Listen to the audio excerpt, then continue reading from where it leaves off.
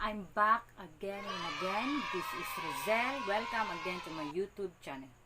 So, for today's vlog on, we're gonna do my very first discussion in my subject, Vice and Drug Education and Control.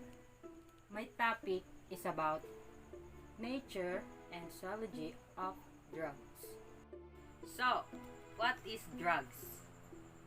Drugs is a chemical substance used in the treatment, cure, prevention, or diagnosis of disease, or used to otherwise enhance physical or mental well-being.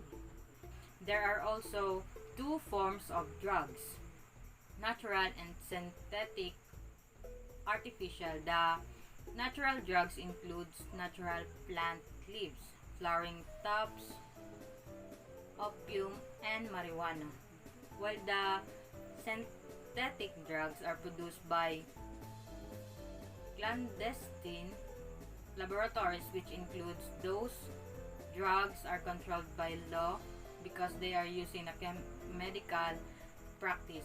Physicians prescribe them and purchase in the legitimate outlets like drug stores.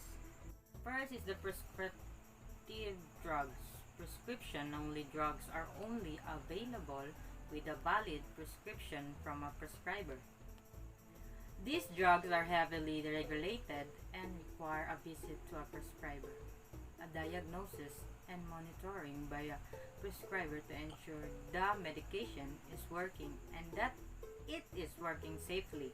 Prescription drugs must pass through many clinical trials, phases approval by the Food and Drug Administration or FDA, and monitored for safety and side effects even after the drugs is on the market. Lastly is the self-medication syndrome. When a person is struggling with a mental illness, one should seek professional help or even help from their friends, family, or partners in life. Sana all.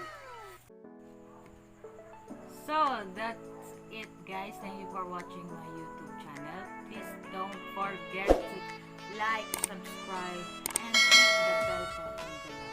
So thank you, guys. Bye-bye. I know